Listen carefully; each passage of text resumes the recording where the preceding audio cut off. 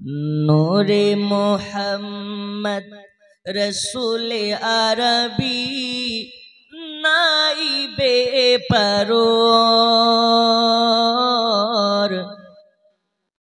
জিবরাইল চুমে যার দরবার লাম থেকে হয় লা ইলাহা আলিফ থেকে হয় আল্লাহ মিম থেকে হয় নামে মুহাম্মদ যিনি রাসূল আল্লাহ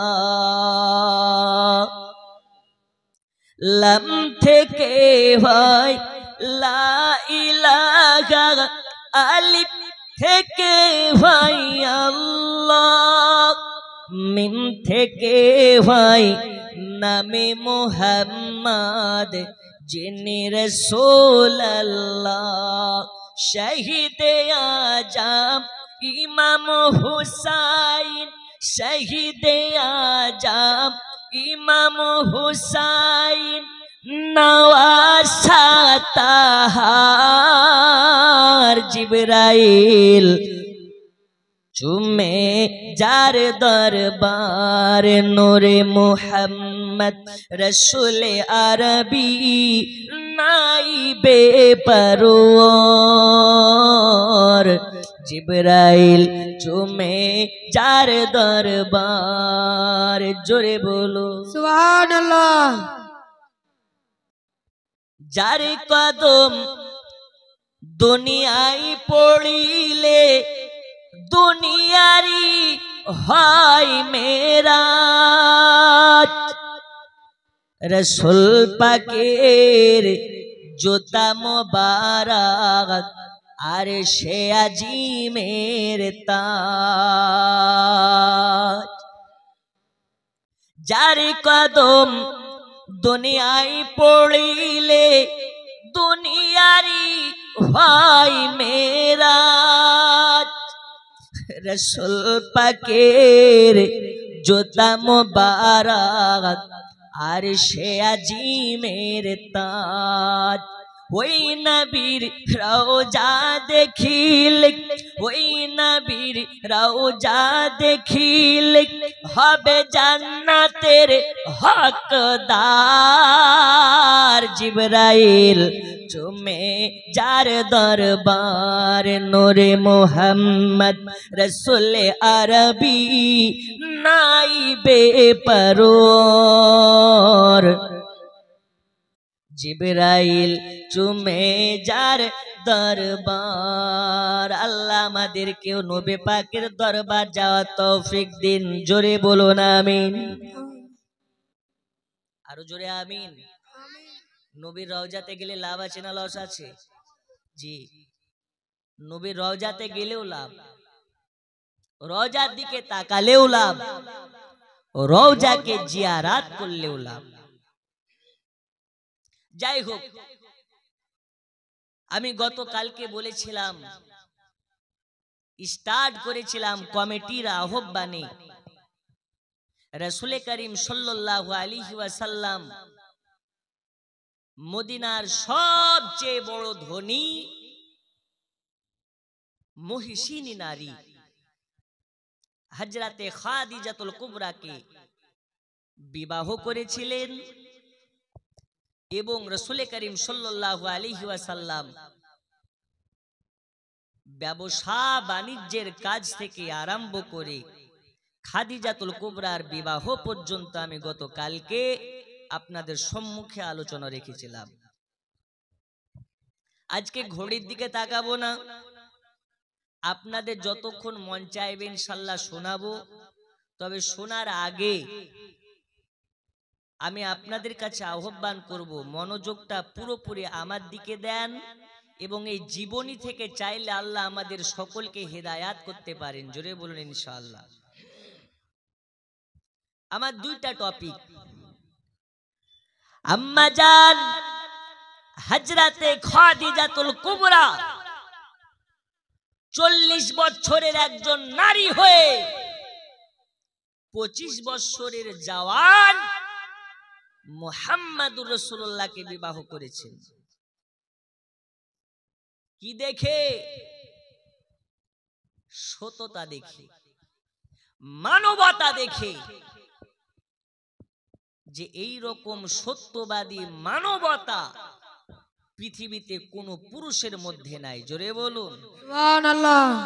হযরতে খাদিজাতুল কুবরা রাসূল করিম সাল্লাল্লাহু আলাইহি ওয়াসাল্লামের চরণে নিজের ধন দৌলতকে বিলীন করে দিয়েছিলেন, আর নবী আমার সেই ধন দৌলতের মালিক হয়ে নিজে ভক্ষণ করেনি, সেই ধন দৌলতকে গরিব দুঃখীর মধ্যে বন্টন করে দিয়েছেন। আমি গতকাল যেখানে ছেড়েছিলাম সেখান থেকে স্টার্ট আজকে জীবনী হয়ে যাবে। রাসূল করিম সাল্লাল্লাহু আলাইহি ওয়াসাল্লাম হযরতে খাদিজাতুল কুবরাকে বিবাহ করেছেন, আর খাদিজাতুল কুবরার গর্ভ হতে রাসূল করিম সাল্লাল্লাহু আলাইহি ওয়াসাল্লাম 6টি সন্তান দুনিয়াতে গর্ভপাত করেছেন। বলুন সুবহানাল্লাহ।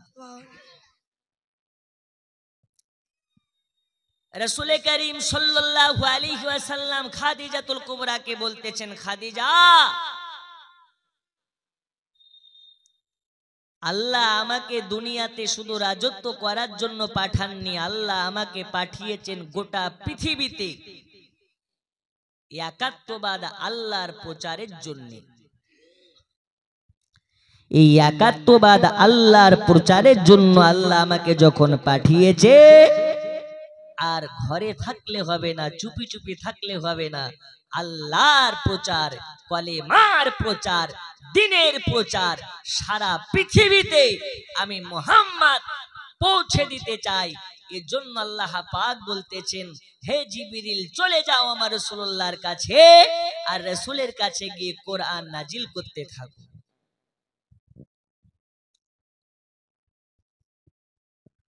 আব্বাজি আমার সোনা মানিকেরা, চলুন আপনাদেরকে আগিয়ে নিয়ে যাই। গতকালকে আমি আপনাদেরকে বলেছিলাম আল্লাহর নবী সাল্লাল্লাহু আলাইহি ওয়াসাল্লাম হীরা গুহায় একাত্মবাদ আল্লাহর ইবাদত করার জন্য যায়। একদিন আল্লাহর নবী সাজদায় আছে, ইতিমধ্যে যেন কেউ একজন চলে আসলো। আসার পরে দয়াল নবীকে বুকে জড়িয়ে নিল। জোরে বলুন সুবহানাল্লাহ। বলে, ইকরা বিস্মি রাব্বিকাল্লাযী খলাক। হে নবী আপনি পড়ুন আল্লাহর, আপনি পড়ুন, আপনার রব আপনাকে পড়তে বলেছে। আল্লাহর নবীকে ধরলেন, বুকে জড়িয়ে আস্তে করে একবার চাপ দিলেন, আবারও দ্বিতীয়বার ধরলেন, আবার একবার চাপ দিলেন, আরো একবার ধরলেন। দয়াল নবীকে বললেন পড়ুন, আর রাসূল পাককে বুকে ধরে চাপা দিলেন। দয়াল নবীর যেন শরীরটা গরম হয়ে কাঁপতে লেগেছে। দয়াল নবী হালকা যেন ভয় পেয়ে গেছে। দয়াল নবীজি আমার হীরা গুহা থেকে দৌড়াতে দৌড়াতে আম্মা জান খাদিজাতুল কুবরার কাছে চলে আসলেন। আসার পরে বলে, খাদিজা আমাকে একটু ভয় লাগতেছে, আমার শরীরটাই যেন জ্বর চলে এসেছে। দয়াল নবী আমার হযরতে খাদিজাতুল কুবরার কাছে চলে আসলেন। আসার পরে সব কথা খুলে খুলে বললেন, ওগো খাদিজা, খাদিজা আজকে এরকম হয়ে গেল। হীরা গুহায় আমি যখন একাত্মবাদ আল্লাহর ইবাদতের জন্য গেলাম, আমার কাছে কেউ একজন আসলো, আর আসার পরে আমাকে বুকে চাপ দিয়ে আমাকে পড়তে বললেন। আমাকে আবার দ্বিতীয়বার চাপ দিয়ে আমাকে পড়তে বললেন, আবারও আমাকে তৃতীয়বার চাপ দিয়ে পড়তে বললেন। ওগো খাদিজা, খাদিজা আমার যেন শরীরটা একটু খারাপ করতেছে। আমার একটু ভয় ভয় লাগতেছে। আম্মা জান খাদিজাতুল কুবরা বলে, ওগো নবীজি আপনার কিসের ভয়? আপনি কেন ভয় করবেন? আপনি তো কারো খারাপ করেননি, আপনি তো কারো খারাপ করেননি। আল্লাহ তাআলা বলেছেন, যে কারো খারাপ করে না আল্লাহ তাআলা তারও খারাপ করে না। ও নবীজি, নিশ্চয় আল্লাহ পাকের কাছ থেকে কোন আপনার কাছে ইলহাম আছে, বার্তা আছে। সোনা মানিকেরা আমার দয়াল নবীকে আমার আল্লাহ পাক আল্লাহ তাআলা বলে, নবীজি নবীজি আর চুপি চুপি থাকলে হবে না, আর চুপি চুপি থাকলে হবে না।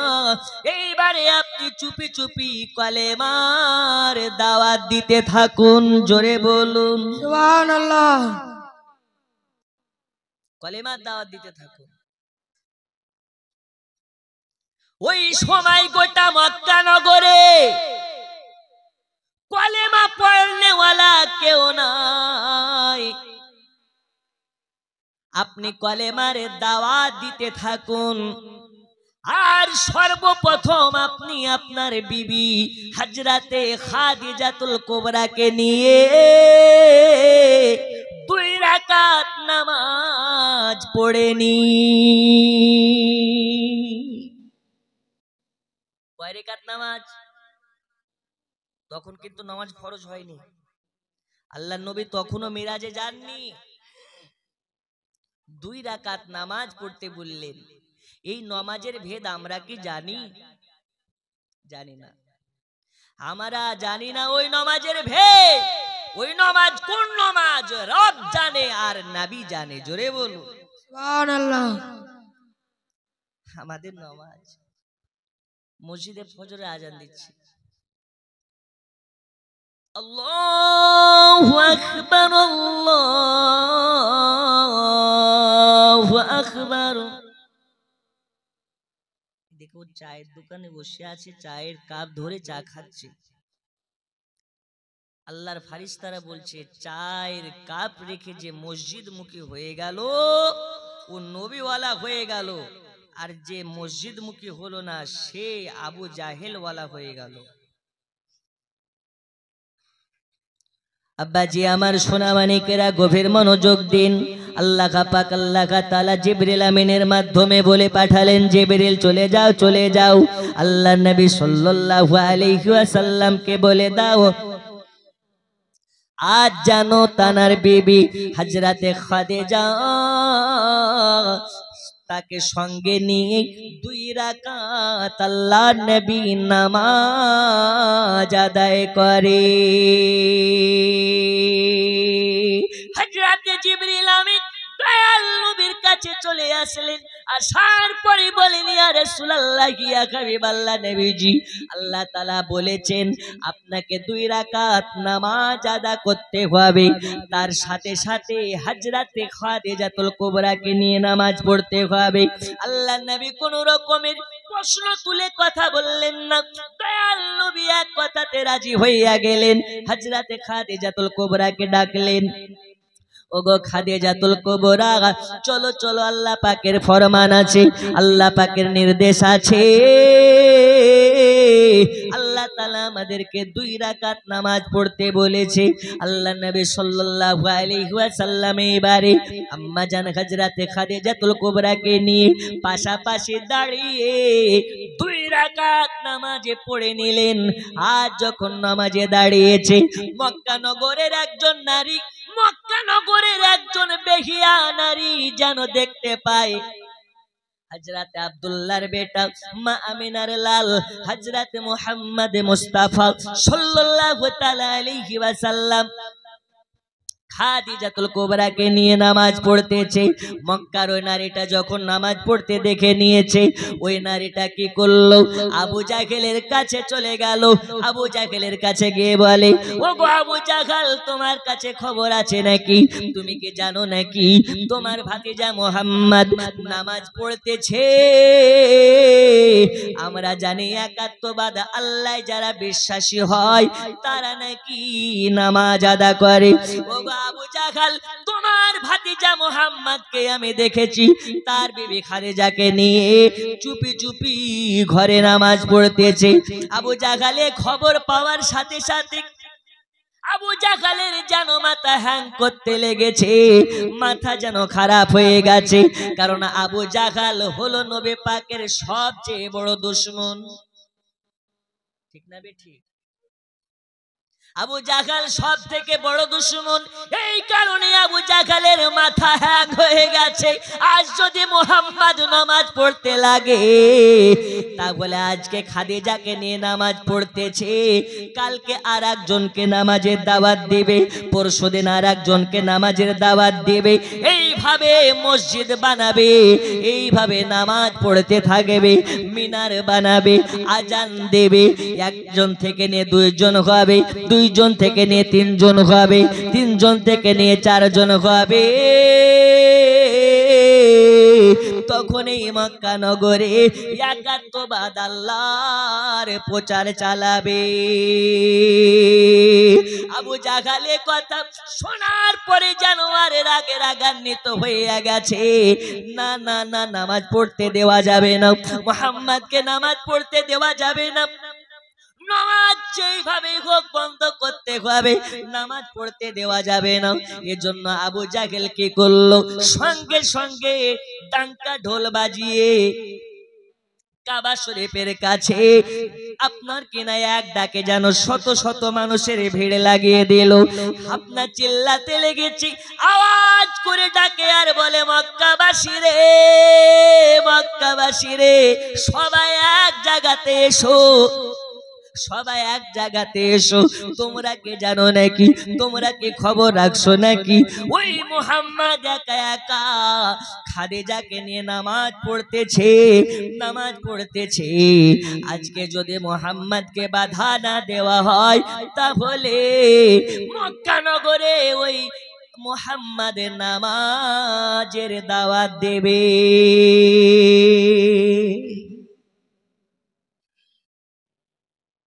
আবু জাহেলের যারা নামাজ বন্ধ করার চেষ্টা করে, তারা আবু জাহেলের যারা নামাজ পড়ে না, তারা ওই আবু জাহেলের অনুসারী যারা নামাজের খবর রাখে না, তারা দেখুন আল্লাহ পাক নির্দেশ করেছে, নবী আমার ঘরে বসে বসে নিজের বিবিকে নিয়ে নামাজ শুরু করেছে। আর আবু জাহেল মিটিং ডেকে দিয়েছে যে মুহাম্মদ নামাজ পড়ছে, নামাজ পড়া বন্ধ করতে হবে। আচ্ছা, ওই নামাজ আর আমাদের নামাজ কি এক? তুই ধরেলি নামাজ, পড়লি নামাজ সারা জীবন ভোর, নামাজ হইল না রে তোর, নামাজের নিলে না খবর। ঠিক না? আমাদের নামাজ আর ওই নামাজ কোন নামাজ? নামাজ তুমি ধর্ম জানো, চুরি তোমার পেশা। নামাজ তুমি ধর্ম জানো, চুরি তোমার পেশা। ওই নামাজ তোমার কবুল হবে কেমনে করো আশা, নামাজ হইল না রে তোর, নামাজের নিলে না খবর। তমন তুই ধরলি নামাজ, পড়লি নামাজ সারা জীবন ভোর, নামাজ হইল না রে তোর, নামাজের নিলে না খবর। জোরে বলো সুবহানাল্লাহ। আমাদের নামাজ কোন নামাজ? নামাজ পড়তে দাঁড়িয়েছে আর একটা মশা লেগেছে। যখন মশা লেগেছে ও রুকু সাজদা বাদ দিয়ে ও আগে মশা তাড়তেছে। তাই কি লিখতেছে দেখুন, নামাজের ভিতরে তোমায় মশা কামড় দিলে। কিসে কামড় দিলে? নামাজের ভিতরে তোমায় মশায় কামড় দিলে। মশা তুমি আগে মারো রুকু সাজদা ছেড়ে, নামাজ হইল না রে তোর, নামাজের নিলি না খবর। ও মন তুই ধরলি নামাজ পড়লি নামাজ সারা জীবন ভোর, নামাজ হইল না রে তোর, নামাজের লিলি না খবর। ও মন ধরলি নামাজ পড়লি নামাজ সারা জীবন ভোর, নামাজ হইল না রে তোর, নামাজের নিলি না খবর। জোরে বলো সুবহানাল্লাহ। মসজিদে আজান দিলে সবার আগে যাও, মসজিদেতে আজান দিলে সবার আগে যাও, নামাজ থেকে বাইরে এসে সুদের টাকা খাও, নামাজ হইল না রে তোর, নামাজের নিলি না খবর। ও মন তুই ধরলি নামাজ পড়লি নামাজ সারা জীবন ভোর, নামাজ হইল না রে তোর, নামাজের নিলি না খবর। জোরে বলুন ঠিক কিনা, ঠিক কিনা? সারা জীবন নামাজ পড়তেছে আর বাইরে এসে অন্য জনের গীবত করতেছে, ওই নামাজের দাম আছে? তারপরে কি লিখতেছে, দাড়ি টুপি হাব্বা জুব্বা সবই তোমার সাদা, আছে না নেই? হজ করে এসেছে, দাড়িগুলো লম্বা লম্বা, দাড়িগুলো সব সাদা, ওর জামাও সাদা, তাই লিখতেছে দাড়ি টুপি হাব্বা জুব্বা সবই তোমার সাদা, মনের মধ্যে তিল পরিমাণ থাকে যদি কাদা, নামাজ হইল না রে তোর, নামাজের নিলি না খবর। ও মন ধরেলি নামাজ পড়লি নামাজ সারা জীবন ভোর, নামাজ হইল না রে তোর, নামাজের নিলি না খবর। জোরে বলুন, আরো জোরে বলুন সুবহানাল্লাহ। আল্লাহ নবী সাল্লাল্লাহু আলাইহি ওয়াসাল্লাম নামাজ পড়তেছে আর এদিকে আবু জাহল মিটিং ডেকে দিয়েছে, কে আছো কোথায়, শুনে নাও তোমরা, শুনে নাও, আজকে আমার ভাতিজা মুহাম্মদ নাকি নামাজ পড়তেছে, আজকে আমার ভাতিজা যদি নামাজ পড়া শুরু করে দেয়, একজন থেকে দুইজন নামাজি হয়ে যাবে, দুইজন থেকে 10 জন হয়ে যাবে, 10 জন থেকে 20 জন নামাজি হয়ে যাবে। এইভাবে মুহাম্মদকে যদি বাধা না দেওয়া হয়, তাহলে মক্কা নগরে মুহাম্মদ নতুন ভাবে একাত্মবাদ আল্লাহর প্রচার করতে লাগবে। এই কারণে আবু জাহল কি করে, আপনার একটা মিটিং এর মধ্যে আলোচনা করে ফেলে, একটা আপনার মিটিং করে ফেলে, সেই মিটিং এ আবু জাহল বলে দিল, আমার ভাতিজা মুহাম্মদকে যে কাতাল করতে পারবে, আমি আবু জাহল তাকে অনেক পুরস্কার দেব।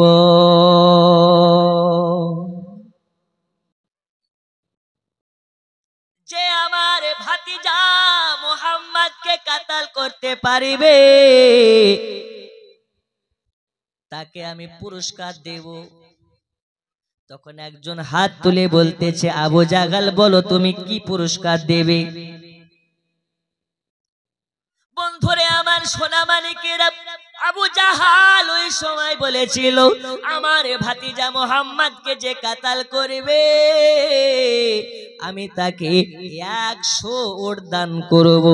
আর শুধু উট নয়, উট নয়, আমার ভাতিজাকে যে কাতাল করিবে, আমি তার সঙ্গে আমার সুন্দরী বেটি, আমার কলেজা টুকরা বেটির সঙ্গে তার বিবাহ দেব।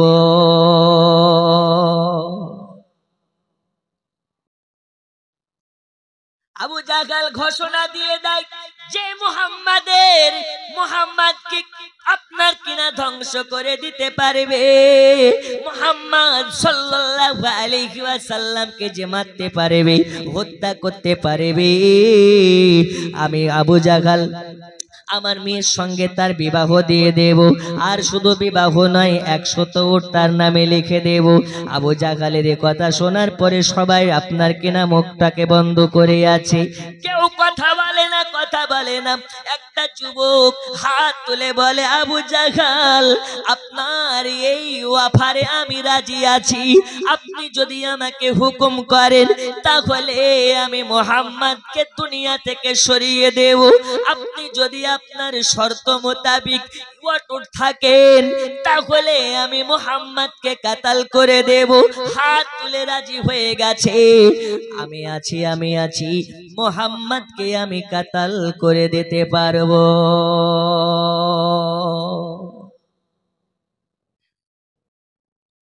এখন যদি আপনাকে বলি 1000 টাকা দিব, একজন নামাজ পড়তেছে তাকে মেরে দাও, আপনি মারতে পারবেন? যারা নবীওয়ালা হয় এরা টাকার পেছনে দৌড়ায় না, নবীর মুহাব্বতের পেছনে দৌড়ায়।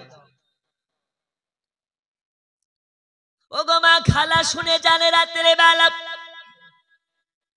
আবু জাহাল বলে দিল যে আমার ভাতিজা মুহাম্মদকে মারতে পারবে তাকে 100 উট দেওয়া হবে, আর তার সাথে সাথে আমার মেয়ের সঙ্গে বিবাহ দেওয়া হবে।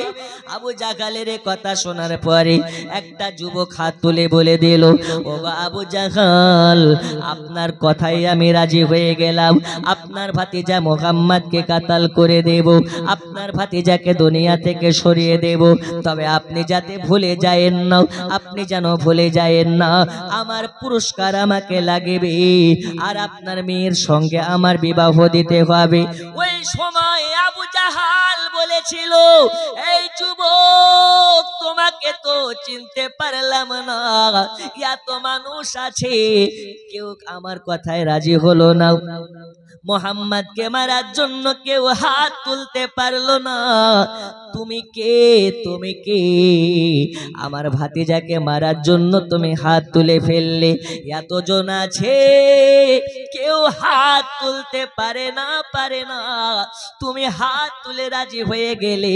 ওই সময় যুবকটা বলেছিল, ওগো আবু জাহাল, আমি জানি এই এত শত মানুষের মাঝে ওই মুহাম্মদকে কেউ মারতে পারবে না, যদি কেউ মারতে পারে সেই পারা ব্যক্তিটা হলাম আমি। তো বলে কেন? আবু জাহালকে বলে, ও গো আবু জাহাল, শুনে নিন, এইখানে যতজন মানুষ আছে সবাই জানে মুহাম্মাদের চাচারা আছে, মুহাম্মদকে মারতে গেলে মুহাম্মাদের বংশরা রেগে যেতে পারে, মুহাম্মাদের চাচারা রেগে যেতে পারে, নবী পাকের চাচারা তাদের সঙ্গে বদলা নিতে পারে। তাই সব মানুষের ফ্যামিলির ভয় আছে, সব মানুষের বাড়ি আছে, সব মানুষের বাবা আছে, সব মানুষের মা আছে, সবার ফ্যামিলি আছে। তাই ফ্যামিলির কথা ভাবনা চিন্তা করে, সন্তানাদের কথা ভাবনা চিন্তা করে, বিবি বাল বাচ্চার কথা ভাবনা চিন্তা করে মুহাম্মদকে মারার জন্য কেউ রাজি হয় না। আর আমার তো মা নাই, আমার তো বাপ নাই, আমার বাড়ি গাড়ি কিছু নাই, এর জন্য আমি রাজি হয়ে গেছি। যদি মুহাম্মদকে মারতে পারি 100 উটের মালিক হয়ে যাব, তার সাথে সাথে মক্কা নগরের ধনী ব্যক্তি আবু জাহেলের মেয়ের সঙ্গে আমার যদি বিবাহ হয়ে যায় আমিও বড় লোক হয়ে যাব। এই কারণে আমি আপনার কথাতে রাজি হয়ে গেলাম, আর মুহাম্মদকে মারার জন্য রাজি হয়ে গেলাম। বন্ধুরে আমার, সোনা মানিকেরা, আবু জাহাল ওই সময় ওই যুবক নওজওয়ানটাকে বলে, আচ্ছা বলো তুমি যে রাজি হয়ে গেলে, তো মুহাম্মদকে মারার জন্য তুমি কেমন করে কোন কৌশলে মারবে, মুহাম্মদকে কেমন করে মারবে? আবু জাহালকে ওই সময় বলে দিলেন, ওগো আবু জাহাল, আপনার ভাতিজাকে আমি তলোয়ারের বাড়ি মারবো না, আপনার ভাতিজাকে আমি হত্যা করব তলোয়ারের মাধ্যমে না। আপনার ভাতিজা মুহাম্মদকে লাঠির বাড়ি মেরে আমি হত্যা করে দেব না, আপনার ভাতিজা মুহাম্মদকে আমি অন্যরকম ভাবে মারব না। আপনার ভাতিজাকে মারার জন্য আমার কাছে এমন একটি অস্ত্র আছে, ওই অস্ত্র দিয়ে একবারে হত্যা করে ফেলব।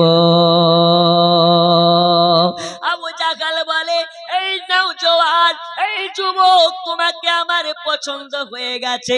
ঠিক আছে, ঠিক আছে, ঠিক আছে, যাও যাও যাও, আমার ভাতিজা মুহাম্মদকে যত তাড়াতাড়ি পারবে তত তাড়াতাড়ি যত মেরে আসো, আর যত তাড়াতাড়ি মেরে আসবে আমার কাছে তত তাড়াতাড়ি পুরস্কার পেয়ে যাবে।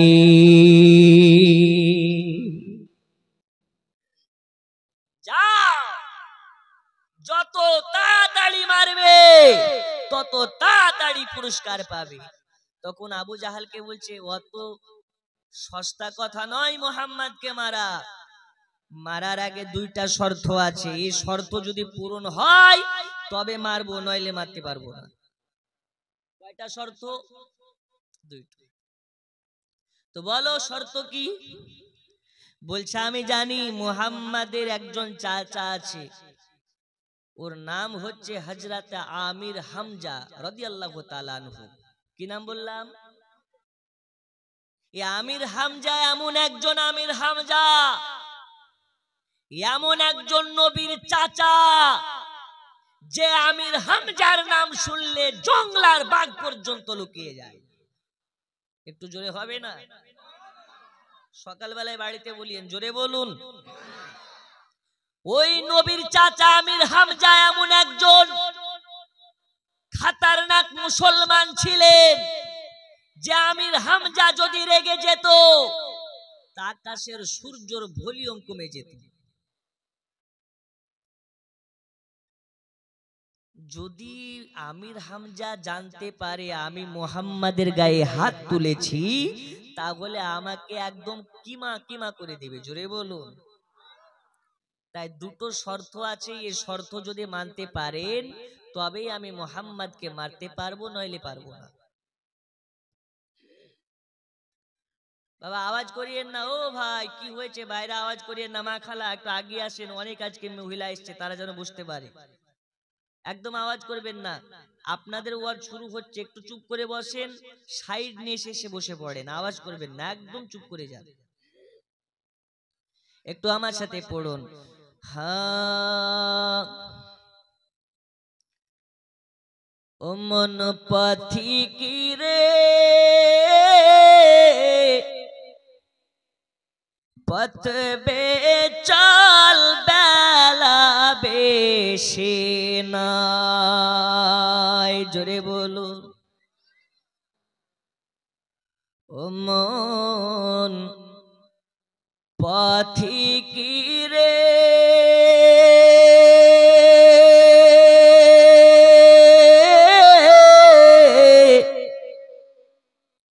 পথ বে চল, বেলা বেশি নাই।